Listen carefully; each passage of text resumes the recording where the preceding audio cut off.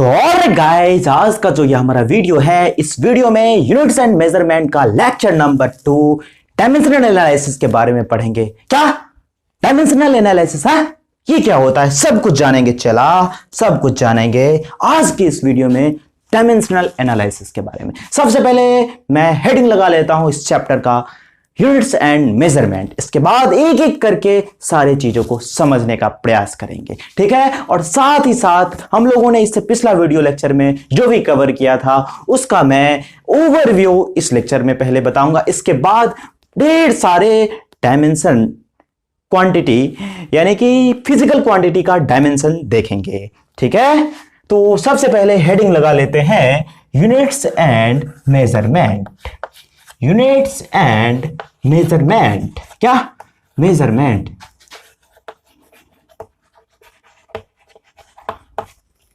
Units and measurement.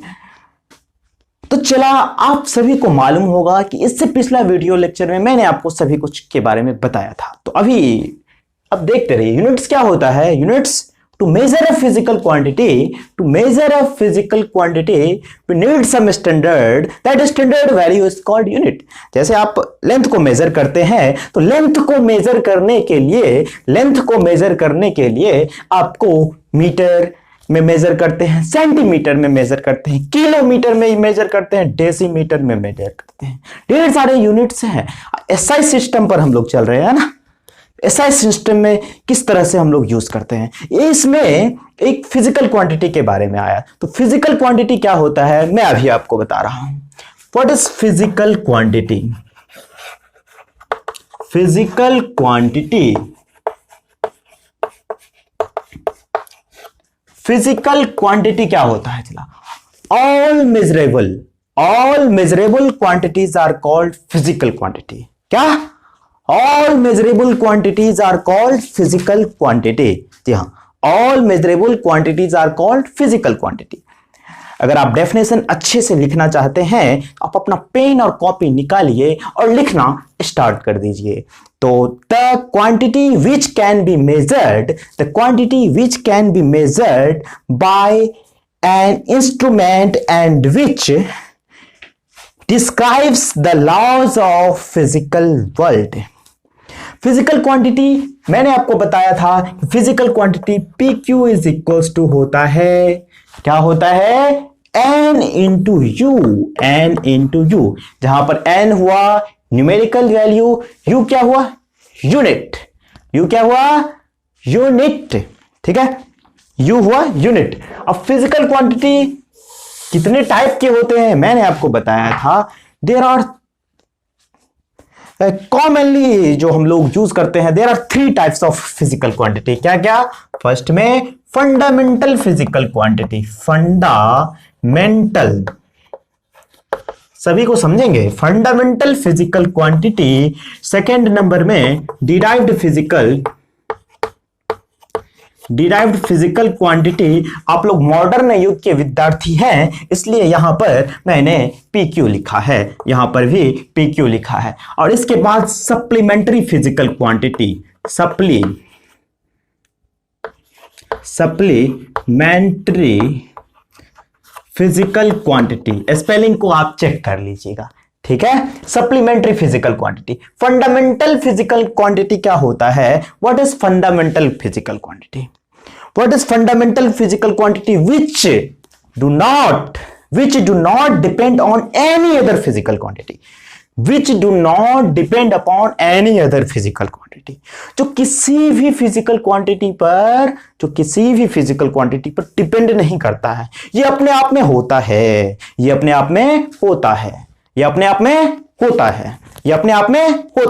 अब क्या होता है? चला, आपने लोगों ने, मैंने आपको पिछला लेक्चर में बताया था। फिर भी देखिए ये क्या होता है?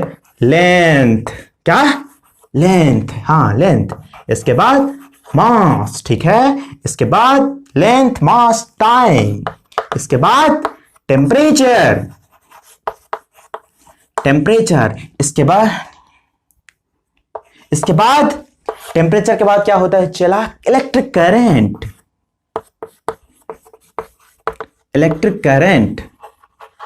ठीक है। इसके बाद amount of substance,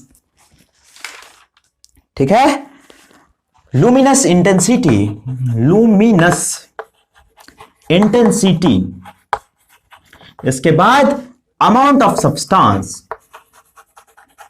amount of substance, ठीक है, अमाउंट ऑफ सब्सटेंस। यही सारा, ये जितने के जितना है, जितना का जितना है, ये सारा 7 जो ये फिजिकल क्वांटिटी है, इसी से सारे रेस्ट जो भी है वो डिराइव्ड फिजिकल क्वांटिटी है। और सप्लीमेंट्री फिजिकल क्वांटिटी क्या होता है? सप्लीमेंट्री फिजिकल क्वांटिटी क्या होता है कि ये भी 2 होता है। कौन कौन सा? एंगल और एक होता है plane angle, solid angle. Plane angle को ही एंगल भी कहा जाता है, ठीक है। तो एंगल का जो फॉर्मूला होता है आर्क अपॉन रेडियस, ये इसका देखिए, ये डायमेंशन लेस क्वांटिटी है। अब डायमेंशन लेस क्या है? चला सब समझेंगे, अभी समझेंगे डायमेंशन लेस कैसे है। और सॉलिड एंगल भी डायमेंशन लेस क्वांटिटी है, कैसे है अभी समझेंगे। डायमेंशन के बारे में अभी तो हम आए नहीं है, ठीक है। ये सारे के सारे क्या है? ये सारे के सारे क्या है? Physical quantity. All measurable quantities are called physical quantity.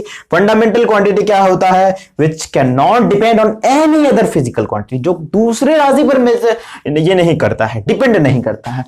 और डिराइव्ड फिजिकल क्वांटिटी क्या होता है? जो फंडामेंटल क्वांटिटी से डिराइव होती है। फॉर एग्जांपल के लिए हम ले लें, फॉर एग्जांपल के लिए क्या ले लें? एरिया ले लेते हैं, छोटा सा एग्जांपल, छोटा सा एग्जांपल एरिया ले लेते हैं। चला एरिया, तो एरिया को मेजर करने के लिए क्या करते हैं? लेंथ इंटू विड्थ करते हैं, एल इंटू बी, ठीक है, एल इंटू बी करते रहे। चला हमारे फिजिक्स में जो है, हमारे फिजिक्स में जो है, ये बहुत बड़ा झंझट लेने का काम नहीं है। लेंथ ये हुआ लेंथ, ये हुआ विड्थ, दोनों को लेंथ ही माना जाएगा। चला दोनों को क्या माना जाएगा? लेंथ ही माना जाएगा। दोनों को क्या माना जाएगा?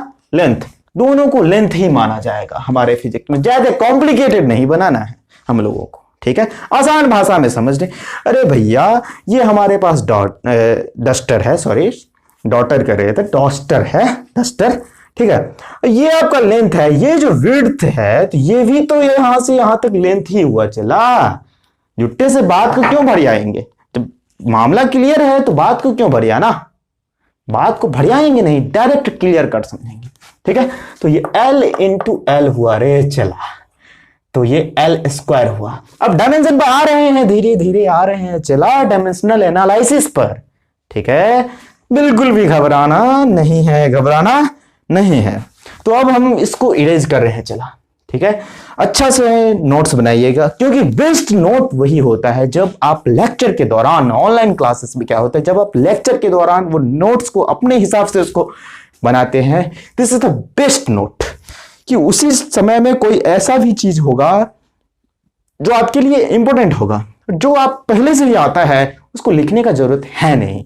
तो जो इंपॉर्टेंट आपको लगे लेक्चर के दौरान, आप उसको पॉइंट आउट कीजिए, ठीक है, आप उसको पॉइंट आउट कीजिए, आप उसको पॉइंट आउट कीजिए, ठीक है। अब हम इसको इरेज कर रहे हैं, ठीक है, इरेज कर रहे हैं। अब डायमेंशन पर आ रहे हैं हम, डायमेंशन पर, ठीक है।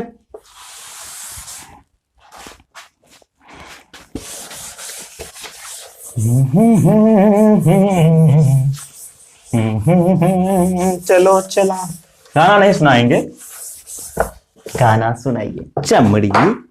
हाँ, डायमेंशन। अब डायमेंशन क्या होता है? चलिए एरिया का बात कर रहे थे हम अभी, एरिया का बात कर रहे थे। लेंथ इंटू विड्थ होता है, लेंथ इंटू विड्थ होता है। तो क्या होता है? चला क्या होता है? तो हमारे फिजिक्स में इसको लेंथ इंटू लेंथ ही मान लीजिए, तो एल स्क्वायर, तो ये क्या हो गया? एल स्क्वायर, ठीक है, L into L, capital L लिखते हैं, ठीक है, एल इंटू एल। तो डायमेंशन क्या होता है? Dimension are the powers, dimension are the powers, बस याद रखना है, पावर को पकड़ना है। Dimension are the powers, dimension are the powers, dimension are the powers to which fundamental quantities are raised to represent a physical quantity. Dimension are the powers to which fundamental quantities are raised to represent a physical quantity. अब देखिए physical quantity क्या होता है, length. Length का अगर हम बात करें कि लेंथ को मेजर करने के लिए क्या यूनिट है, यूनिट क्या है, ऐसा सिस्टम पर हम लोग अभी चल रहे हैं। आप बोलेंगे सर मीटर भी है, सेंटीमीटर भी है, डेसीमीटर भी है, किलोमीटर भी है, ये सब सारा यूनिट है लेंथ का। लेकिन मैं कहूं कि आप अगर सिंबल बना लीजिए, सिंबल की बात कर रहे हैं, यूनिट की बात नहीं कर रहे, सिंबल की बात करें, अगर सिंबल बना लीजिए आप, ठीक है, तो सिंबल बना लीजिए तो एल स्क्वायर, यहां पर ये फंडामेंटल यूनिट, आप चीजों को समझिए। फंडामेंटल क्या बात कर रहे हैं, फंडामेंटल यूनिट से, फंडामेंटल क्वांटिटी से डिराइव्ड फिजिकल क्वांटिटी बनते हैं। अब डिराइव्ड फिजिकल क्वांटिटी में फंडामेंटल क्वांटिटी की पावर जो लिखते हैं जितना बार, उसकी पावर जो जितना बार लिखते हैं उसी को हम लोग बोलते हैं डायमेंशन। ठीक है, dimension are the powers to which fundamental quantities are raised to represent a physical quantity. ठीक है, ठीक है, आप उसको नोट्स बनाते रहिए। अब भैया हम आपको लिखा भी देते हैं, टेंशन नहीं लीजिए। ठीक है, समझते हैं, चला पहले आप लिख लीजिए। ठीक है, डायमेंशन,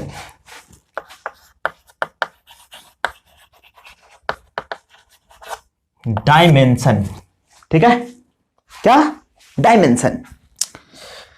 तो हम सिंबल लिख रहे हैं, जैसे फंडामेंटल क्वांटिटी है ना, वही फंडामेंटल क्वांटिटी से ही हम इसका सिंबल लिख रहे हैं। लेंथ का हो गया, स्टार्ट कीजिए लिखना, length mass time temperature, length mass time temperature, electric current,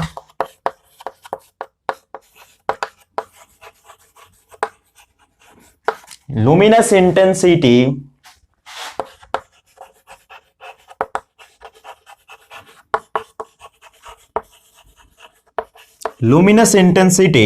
इसके बाद amount of substance,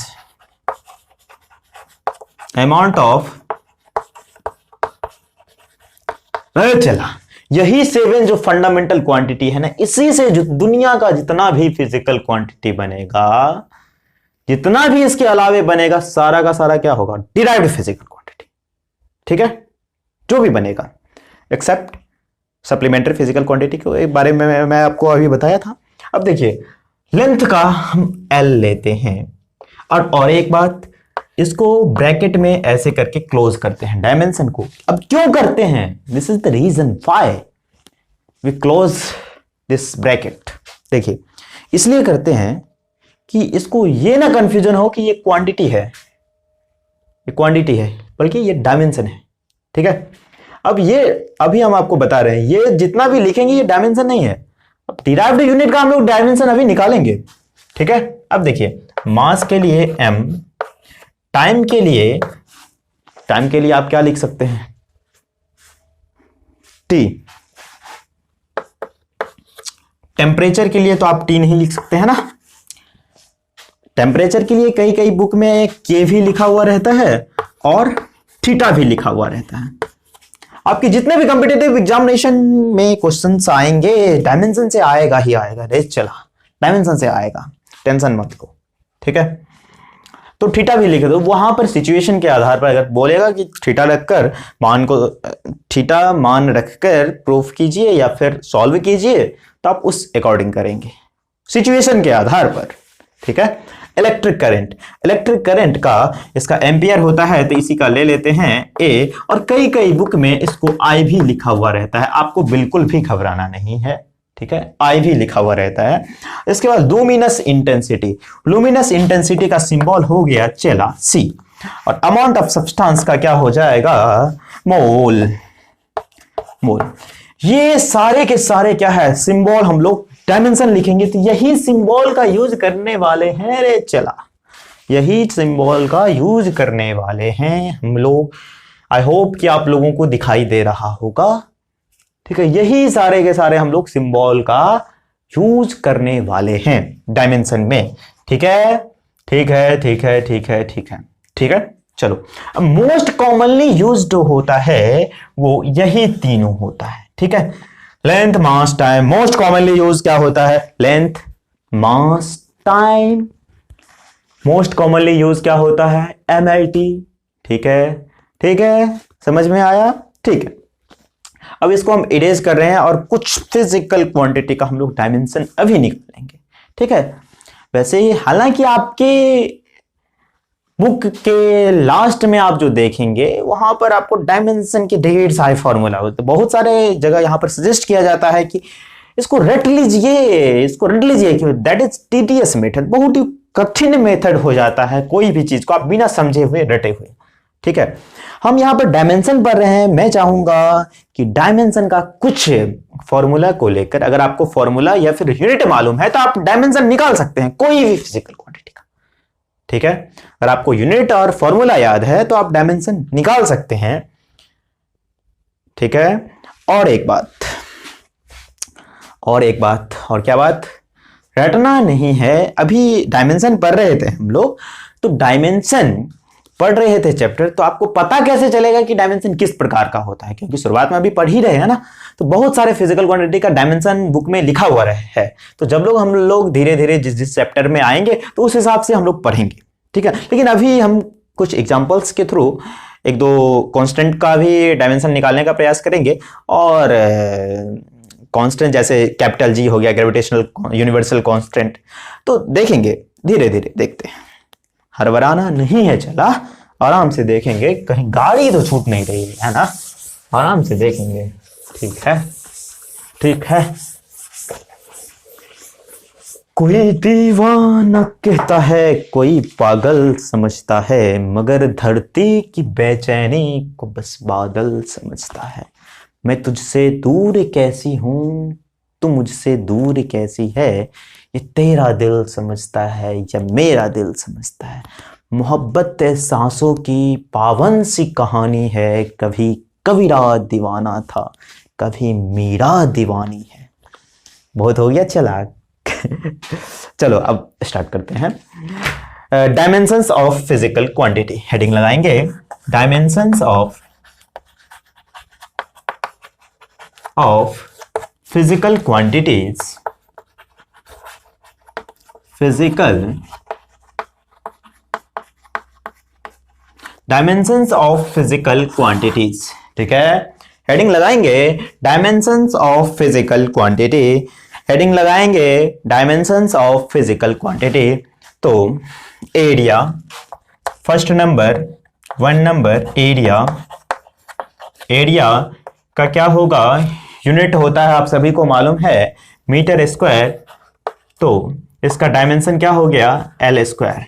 ठीक है, इसका डायमेंशन क्या हो गया? चला L स्क्वायर। डायमेंशन क्या होता है? Dimension are the powers, dimension are the powers, dimension are the powers to which fundamental quantities are raised to represent a physical quantity is called dimension। ठीक है, तो इसका तो L स्क्वायर हो गया, तो लेकिन इसको मास, लेंथ और टाइम में एक्सप्रेस करना है। क्या करना है? चला मास, लेंथ और टाइम में इसको एक्सप्रेस करना है। क्या करना है? मास, लेंथ, टाइम में इसको एक्सप्रेस करना है। घबराना नहीं है, घबराना नहीं है, चला आराम आराम से चीजों को समझेंगे।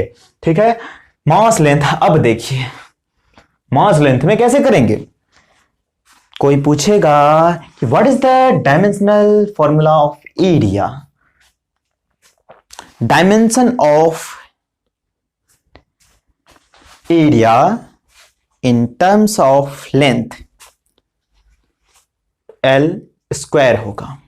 ठीक है, अगर मास में पूछे तो मास में 0, मास में क्योंकि वो एग्जिस्ट ही नहीं करता, मास में वो एग्जिस्ट ही नहीं करता, तो क्या हो जाएगा? नहीं करता है तो 0 m0 L स्क्वायर T0 ऐसे लिख सकते हैं क्या? हाँ ना बोल, हाँ ना बोलो, लिख सकते हैं कि नहीं? बिल्कुल लिख सकते हैं। चला सेकेंड नंबर वॉल्यूम। वॉल्यूम का क्या होगा? मीटर क्यूब यही होगा, ठीक है। तो मीटर क्यूब का कैसे लिख सकते हैं, आपको जो भी याद है, फॉर्मूला है याद है तो फॉर्मूला से कर सकते हैं, अगर यूनिट याद है तो यूनिट से कर सकते हैं। तो जिसको किसी को फॉर्मूला याद रहता है यूनिट नहीं, यूनिट याद रहता है फॉर्मूला नहीं, बिल्कुल भी घबराना नहीं है, ठीक है, आराम आराम से कर लेंगे, ठीक है। जो जो हम लोग आगे आगे चैप्टर पढ़ते जाएंगे पढ़ते जाएंगे पढ़ते जाएंगे पढ़ते जाएंगे पढ़ते जाएंगे, कितना पढ़ेंगे तो सारा का सारा आ जाएगा, बिना रटे हुए चला, इतना ना यूज होगा ना, पूरा याद हो जाएगा, ठीक है। तो L क्यूब हो गया, तो M0 L3 T0, ठीक है। This is the dimensional formula area volume, ये हुआ, ठीक है, ठीक है, नोट करते जाइए। 3 नंबर आपका हो गया डेंसिटी। डेंसिटी इक्वल्स टू क्या होता है, mass by volume. Density is equals to mass by volume, mass by volume. Mass का मैंने आपको बताया था m, ठीक है, अपॉन वॉल्यूम का क्या होता है, अभी हम लोगों ने निकाला था ऊपर में सॉरी देखिए डस्ट पार्टिकल जो ये चौक का ये लगता है ना, नाक में जाता है तो थोड़ा सा प्रॉब्लम हो जाता है, ठीक है। तो वॉल्यूम का भी हम लोगों ने देखा है L क्यूब, ठीक है। m एक है m to the power 1 L cube T to the power 0, ठीक है। What is the dimensional formula in terms of t? तो t में तो वो एग्जिस्ट ही नहीं करता, t में तो 0 है, तो m में डायमेंशन 1 है, l में डायमेंशन 3 है, ठीक है, बिल्कुल भी घबराना नहीं है। इसके बाद 4th नंबर आप लगा लीजिए। 4 नंबर क्या, 4 number velocity, displacement upon time. Velocity का डिस्प्लेसमेंट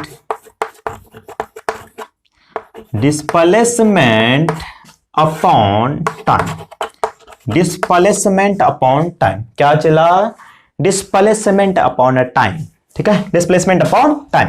तो डिस्प्लेसमेंट क्या होता है, एक जगह से दूसरे जगह तक का दूरी, तो वो भी तो दूरी ही हुआ है ना, डिस्टेंस ही ना हुआ, हाँ, तो डिस्टेंस का हुआ चला L/2 हुआ, तो m तो 0 ये है ना, m तो है ही नहीं इसमें, है ना, तो l है तो l टू द पावर 1 और t inverse t to the power -1, ठीक है। इसमें भी कोई दिक्कत है, हाँ, इसमें भी कोई दिक्कत है, आई थिंक नहीं होता। मीटर पर सेकेंड भी होता है, इसका यूनिट की बात करें तो जो याद है, फॉर्मूला याद है तो फॉर्मूला से निकालो, डायमेंशन अगर यूनिट याद है तो आप लोग यूनिट से निकाल सकते हैं।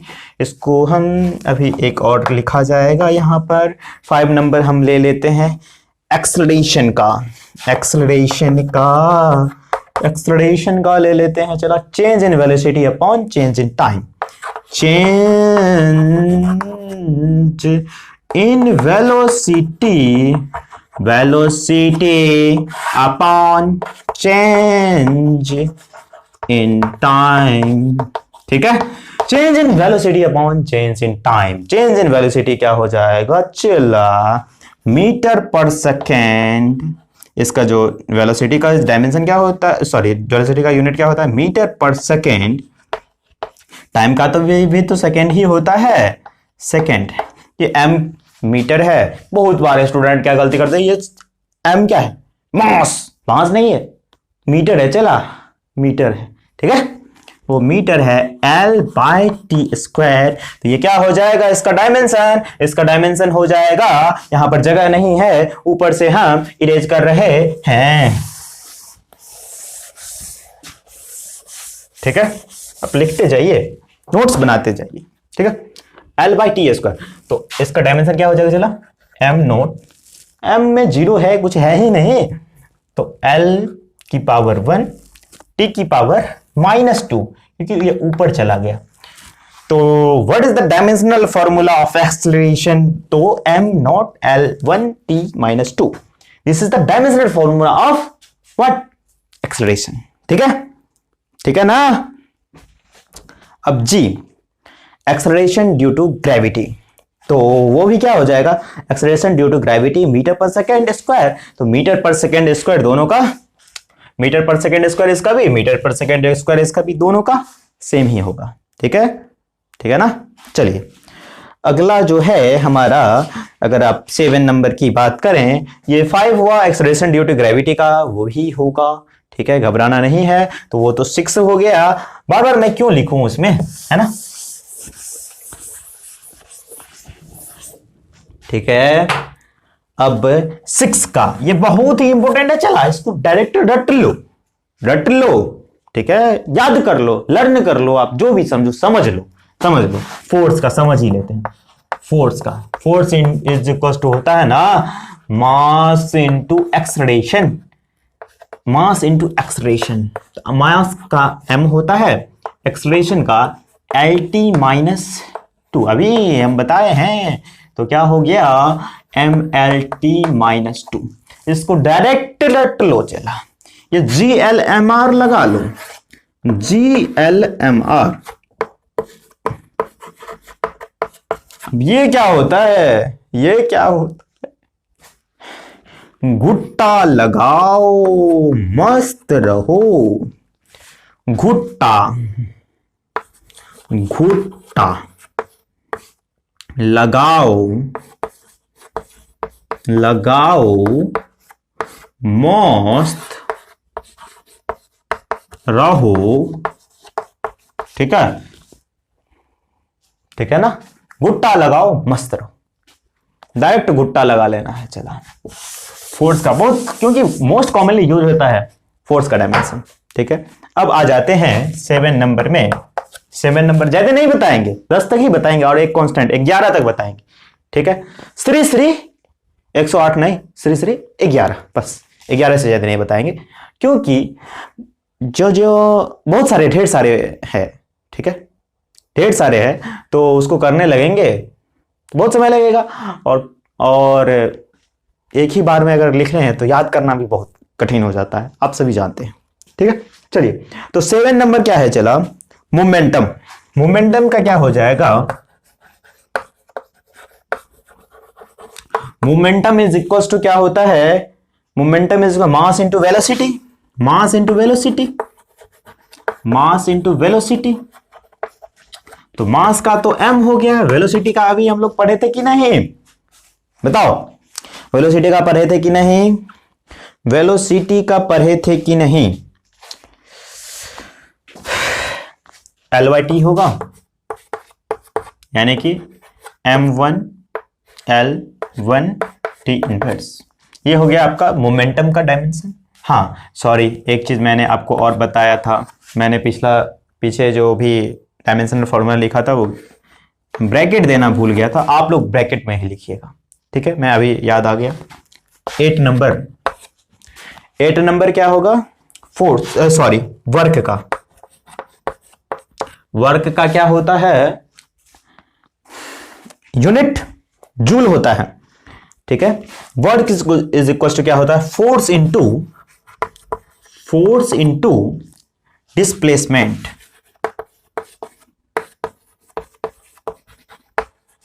Force into displacement. वर्क का क्या होता है, चला फोर्स इंटू डिस्प्लेसमेंट, फोर्स का MLT-2 इंटू डिस्प्लेसमेंट क्या हुआ, एक तरह का लेंथ ही हुआ। ठीक है, तो यहां पर L लिख दें तो कोई दुराई वाली बात, ML² T-2। ठीक है, इसको भी याद कर लो, इसको भी वही GLMR की तरह रट लो, गुट्टा लगा लो, आप जो समझे वो समझ लो। ठीक है, ठीक है, ठीक है, ठीक है, चला ठीक है, क्योंकि क्या होता है ना, कभी कभी ऐसा होता है कि वो मेमोरी ही फुल हो जाता है, ले सारा लेक्चर गया काम से, इसलिए देखने के लिए चले जाते हैं कि कितना हो रहा है कि नहीं। ठीक है, चलिए अब 9 नंबर करते हैं। 9 नंबर पावर का, पावर इज इक्वल टू क्या हो जाएगा, वर्क अपॉन चला टाइम, वर्क अपॉन टाइम। तो वर्क का भी हम लोगों ने निकाला है, तो डायरेक्ट बैठा दें ml² t-2, और टाइम का तो आपको मालूम है ना t, तो क्या हो जाइए m⁻1। सॉरी, फिर हम यहां पर नहीं दिए, अरे ये ब्रैकेट देना तुम लोग अभी बता दिए हैं, भूल जाते हैं। हाँ, m⁻1 l², यहां पर क्या हो जाएगा -2 -1 -3, ठीक है।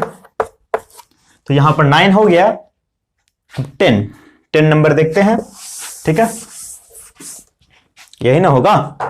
हाँ, ऑलराइट, 10 नंबर एनर्जी का ले लेते हैं। देखिए जूल, और इसका भी क्या हो जाएगा, मैंने आपको बताया था ml² t-2 हो जाएगा, ml² t-2 हो जाएगा। वर्क का भी डायमेंशन सेम ही होता है। एक और चीज बात, वर्क का भी डायमेंशन सेम ही होता, सॉरी, वर्क का यूनिट और एनर्जी का यूनिट, दोनों का यूनिट क्या है, सेम है। अगर दो फिजिकल क्वांटिटी का यूनिट सेम है तो उसका डायमेंशन भी सेम होगा। अगर दो फिजिकल क्वांटिटी का यूनिट सेम है तो उसका डायमेंशन भी सेम होगा। अगर दो फिजिकल क्वांटिटी का, मेरे साथ बोलो, अगर दो फिजिकल क्वांटिटी का, मेरे साथ बोलो, अगर दो फिजिकल क्वांटिटी का यूनिट सेम है तो डायमेंशन भी सेम होगा। अगर दो फिजिकल क्वांटिटी का यूनिट सेम है तो डायमेंशन भी सेम होगा, ठीक है। ये चीज समझ में आ गई कि नहीं? हाँ, अब मैंने आपको एक चीज और बताया था कि एक हम ग्रेविटेशनल कांस्टेंट का वैल्यू निकालेंगे, सॉरी, ठीक है, ग्रेविटेशनल कांस्टेंट का जी का, कैपिटल जी का क्या निकालेंगे, डायमेंशन निकालेंगे। कैपिटल जी का निकालने के लिए हमको ये ध्यान में लाना है कि जी किस फॉर्मूले में आता है। तो force F is equals to gm1 into m2 upon r², gm1 m2 upon r²। अब इससे हम लोग g खींच के इधर लेकर आ जाएंगे। g खींचो, g इज इक्वल्स टू क्या हो जाएगा, fr² अपॉन m1 m2 हो जाएगा। चला कि नहीं रे? ये है इधर मल्टीप्लाइड डिवाइड में, जो मल्टीप्लाइड में है तो इधर आ जाएगा, तो डिवाइड में होगा, जो डिवाइड में है इधर आ जाएगा, तो मल्टीप्लाई में होगा, कोई दिक्कत नहीं, ठीक है, ठीक है। चलिए, अब आपको सब कुछ मालूम है, F का मालूम है LT-2, R का L² अपॉन M², ठीक है। अब देखिए क्रियाक्रम करेंगे अभी, 1 - 2 -1, तो m-1 L⁻³ L3t-2, this